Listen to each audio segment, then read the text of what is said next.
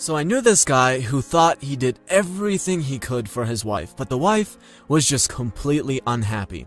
And he couldn't understand why. He would say, "But look, I'm doing all these things for her." But here was the reality.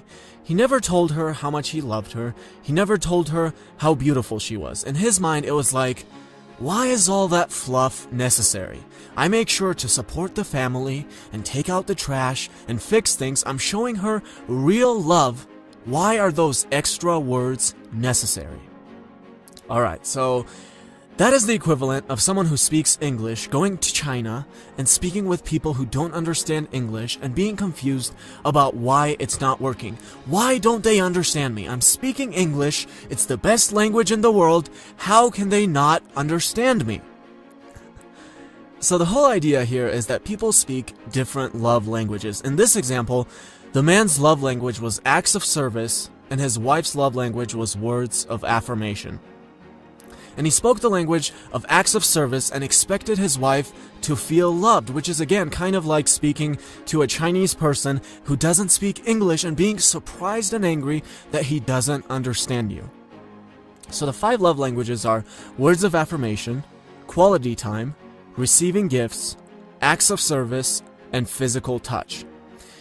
And one of the things that has made my relationship with my girlfriend so enjoyable for over 2 years now is that we have the same primary love language, and it's quality time, which is closely followed by physical touch. The most enjoyable thing for us is when we cook an amazing dinner and then sit down and just spend time with each other, or when we go on a date and just spend time together. And it's the same thing with physical touch. We can sit around for literally hours just holding and touching each other, and it doesn't have to be anything sexual.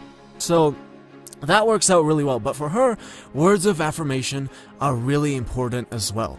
For me, I don't really care so much about it. I don't have to be told how pretty I am every day. I'm fine without that. But at the same time, I don't make the mistake of thinking, well, I don't need it, so it's not important. No, I tell her how beautiful she is because why wouldn't I? Even though that's something that I personally don't need, I find it really enjoyable to do it for her. Now here's a little difference between the book and this. The whole idea in the book is to figure out what your partner's need is and then meet that need. So let's say you've been married for 30 years and you hate each other. That can be a great way to make the relationship better. But the ideal situation for me is to start with a person who has about the same disposition as you. So going back to my girlfriend, we have almost an identical disposition except for words of affirmation, but that's fine.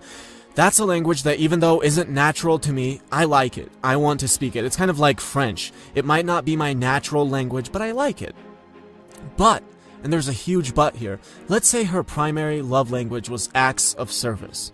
What that means is that she's not going to feel loved when we cook an amazing dinner and sit down and look at each other and appreciate each other. She's going to feel loved when I take out the trash.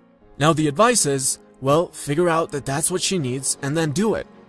And you know what? I could do that in the short run, but in the long run, that's going to lead to resentment. I just hate the whole idea of even thinking about it. So I guess if you've been married for 30 years and everything sucks, then yes, taking out the trash and meeting her need can make your relationship way better than it is. But my advice for a truly amazing relationship would be to pick a partner with roughly the same disposition. It's kind of like if you hate German. You just hate the way it sounds, you never want to hear it in your life, and then you start a relationship with a German girl. And you get the advice, well, just meet her need and speak German with her. And yes, it will be better than talking with her in a language that she doesn't understand, but it would also be way better to start with a French girl because you love French. So those are the 5 love languages: words of affirmation, quality time, receiving gifts, acts of service, and physical touch. And my advice would be, figure out what your love language is.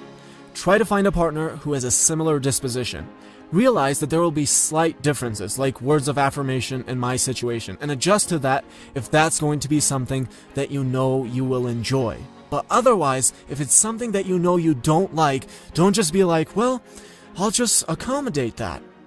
I guess if you're in a relationship which you're not going to get out of for different reasons like marriage, then that can be the best thing you can do. But otherwise, make sure you're going to enjoy meeting your partner's needs.